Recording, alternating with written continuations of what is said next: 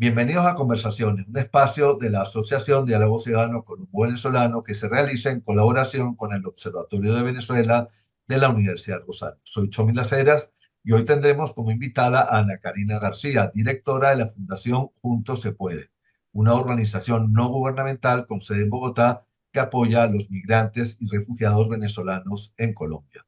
Me acompañan hoy María Clara Roballo. Hola María Clara, ¿cómo estás? Hola, Shomin, un saludo a todos. Y Ronald Rodríguez. Hola, Chomin, un saludo a todos y todas.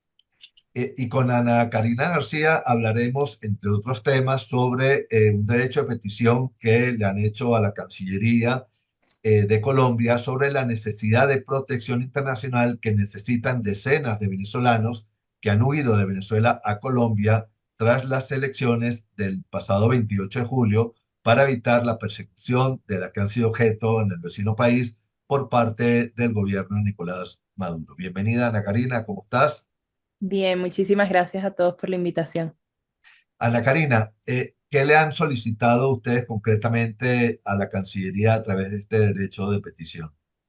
Mira, la razón por la cual metimos este derecho de petición es porque lamentablemente quienes solicitan refugio pueden estar en ese proceso de trámite un mes, 2 meses, inclusive hasta llegar a un año, y mientras están en estudio, las personas no pueden trabajar. Entonces, lo que le hemos pedido a Cancillería es que se revise la posibilidad de trabajar con este salvoconducto y además que se revisen los tiempos en los cuales se están aprobando o que pasan en estudio las solicitudes de refugio. Ana Karina, una de las características después de las elecciones del 28 de julio ha sido la salida precisamente de perseguidos en Venezuela, líderes políticos, defensores de derechos humanos, periodistas, académicos, ciudadanos que simplemente hicieron su papel como testigos electorales en el certamen. ¿Cómo es la situación de los ciudadanos venezolanos que están llegando en este momento y por qué están llegando a Bogotá y no se quedan en la zona de frontera? Mira, nosotros como organización ya hemos recibido a más de 192 personas en estas circunstancias. La realidad es que las personas que no se quedan en frontera lo hacen porque sigue habiendo un miedo en estos territorios. Son territorios donde no hay seguridad, donde los grupos irregulares siguen operando y muchos de estos grupos irregulares trabajan de la mano del gobierno de Venezuela. Un poco la situación es muy compleja porque estos son personas que salen sin absolutamente nada. Esto no es un viaje planificado, es simplemente que llegaron a buscarme y salí corriendo. Es decir, son muy pocos los que tuvieron más de 24, 48 horas para salir.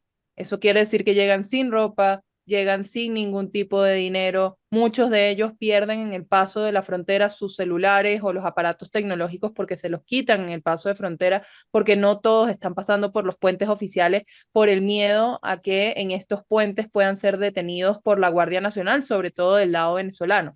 Y además, muchos de ellos ni siquiera sellan el pasaporte del lado colombiano cuando entran porque no saben si este gobierno, debido a la relación que tiene con Venezuela, esto puede ser un riesgo. Entonces, esa es un poco la situación.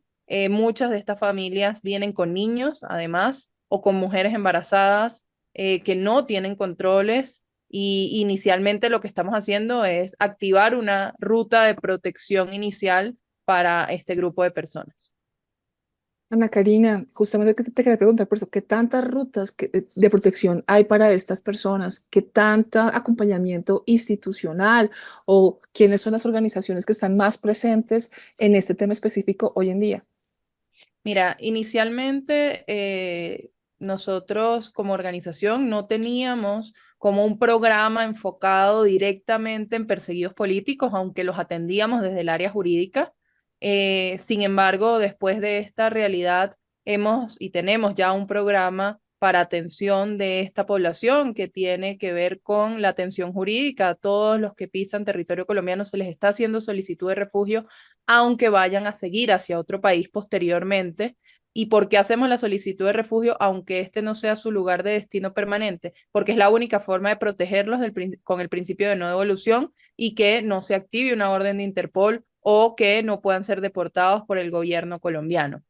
Posterior a eso, les estamos brindando apoyo psicológico porque la verdad es que han sido días muy duros. Los procesos de persecución cada día son más complejos tenemos niñas que fueron secuestradas, que están aquí, que lograron salir, pero que fueron secuestradas porque no encontraban a sus papás, entonces se llevaron a niñas de 12, de 15 años. Entonces hay una atención psicológica de emergencia que se está prestando. Y bueno, luego de eso, unos subsidios por 1 o 2 meses que nosotros tenemos la capacidad de apoyar. Sin embargo, también los primeros días contamos con ACNUR, quienes nos ofrecían un albergue por 5 días de forma extraordinaria. Hoy en día ya no está vigente esta posibilidad.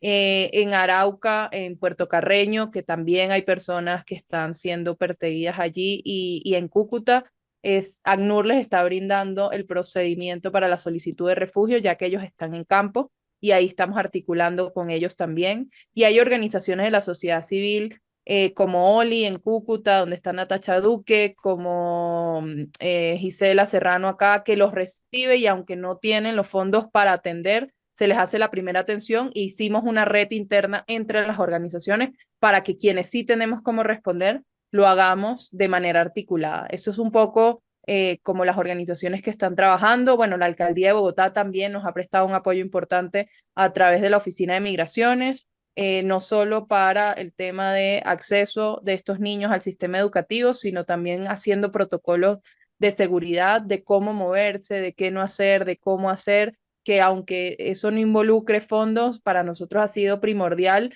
porque la verdad es que la situación en la que estamos es que entendemos que todavía en territorio colombiano hay inteligencia venezolana y que además opera con los grupos, y que eso quiere decir que hay que cuidarse y que, como dicen los colombianos, no hay que dar papaya en las calles, ¿no? Ana Karina, ¿quiénes son y qué cuentan quienes están buscando protección aquí en Colombia? Bueno, los testimonios, uno es peor que el otro, o sea, tenemos casos donde fueron a la gente a buscar a sus casas, tenemos casos donde fueron detenidos miembros de sus familias y los interrogan preguntándole por esa persona que hoy está en Colombia. Tenemos casos de expresos políticos que tenían medida de presentación y les revocaron la medida de presentación para irlos a detener nuevamente. Tenemos casos de personas que fueron capturadas junto a otros dirigentes y en ese proceso fueron torturados y los dejan sueltos y ellos logran salir del país, pero bueno, eso no es garantía de que no te vuelvan a agarrar, por eso salen corriendo. Y bueno, un poco yo debo confesar que muchos de estos perseguidos le tienen mucho miedo a quedarse en Colombia. Es decir, muchos de ellos están buscando subir hacia Estados Unidos, Canadá, España y otros países de América Latina, porque hay miedo de quedarse en Colombia por la relación que existe entre el gobierno venezolano y el gobierno colombiano. Ana Karina, quería preguntarte precisamente en eso. Antes la población venezolana sentía confianza frente a las autoridades colombianas, incluso el Estatuto Temporal de Protección para Migrantes Venezolanos funcionó y dio los resultados que tiene, de más de 2 millones de personas regularizadas, precisamente por ese vínculo de confianza que tenía la población venezolana con las autoridades colombianas. ¿Qué está pasando con la confianza de los ciudadanos venezolanos hacia las autoridades colombianas?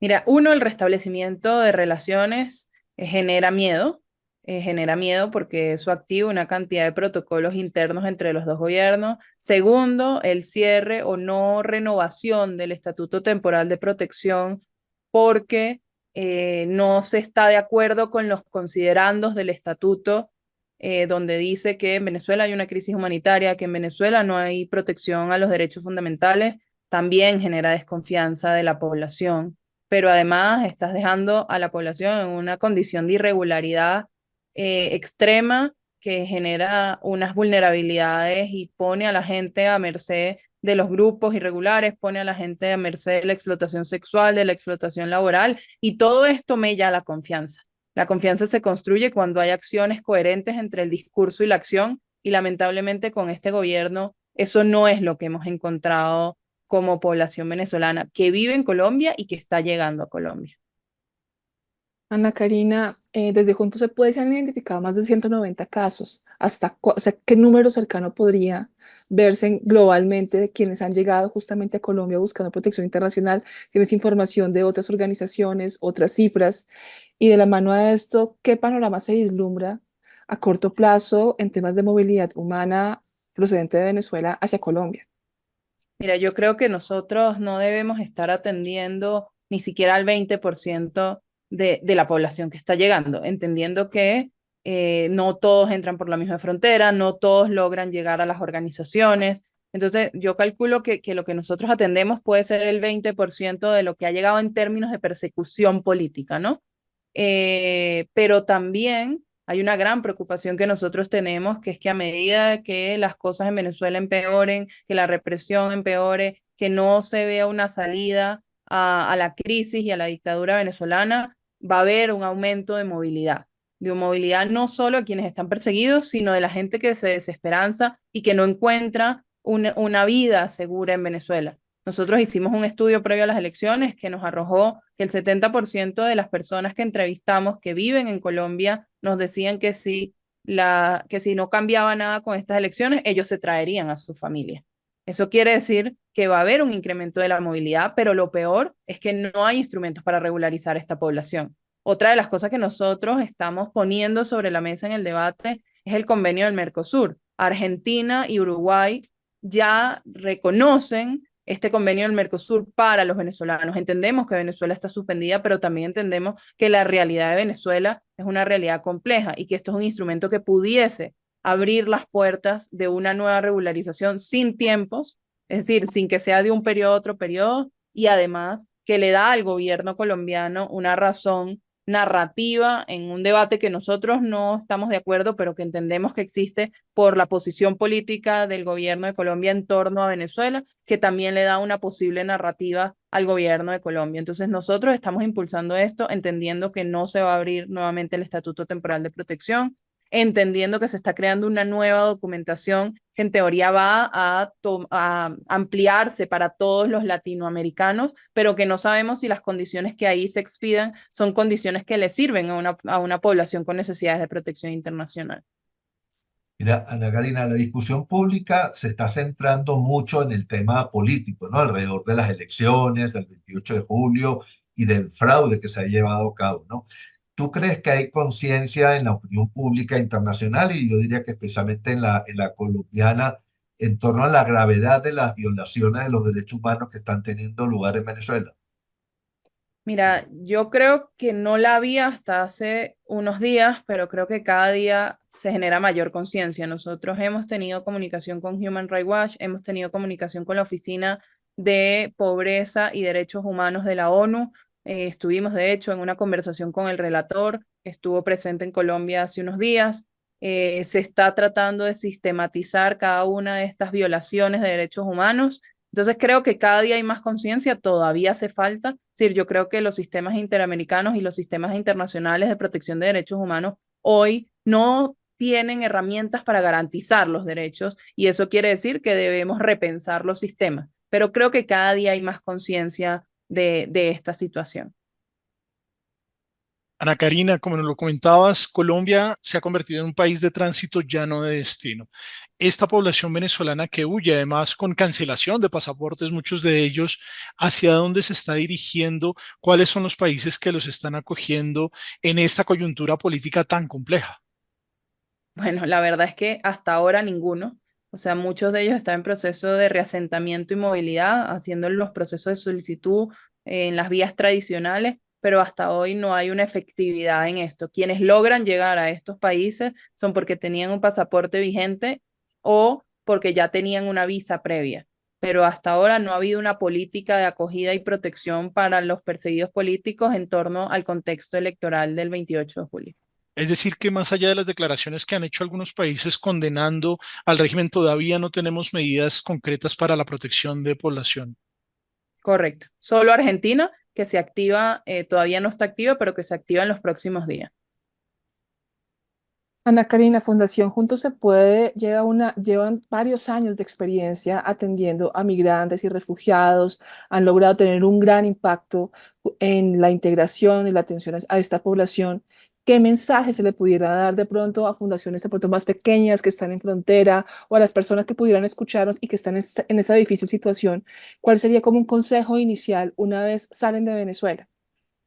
Mira, mi primer consejo para quienes salen de Venezuela es que de una u otra forma intentemos mantenernos alejados de los puntos fronterizos porque lamentablemente no son seguros. Es decir, a mí me gustaría poder plantear otro panorama, pero no es así. O sea, alejarse de los puntos fronterizos es la primera recomendación que nosotros le estamos dando a todo el mundo. La segunda, hay que hacer una solicitud de refugio porque es lo único que nos garantiza la protección en el país. Y lo tercero, que busquen redes de apoyo y a las organizaciones, que sean grandes o sean pequeñas, todas tienen las herramientas para poder guiarlos en este proceso y crear comunidad. Es decir, un poco la creación de comunidad con estas organizaciones les permite tener orientación para seguir adelante y poder, a diferencia de cuando yo llegué, hoy creo que hay más organizaciones con herramientas lo suficientemente sólidas para orientar y para referenciar a otras organizaciones que a lo mejor pueden responder ante una necesidad que esta organización inicialmente no puede hacerlo.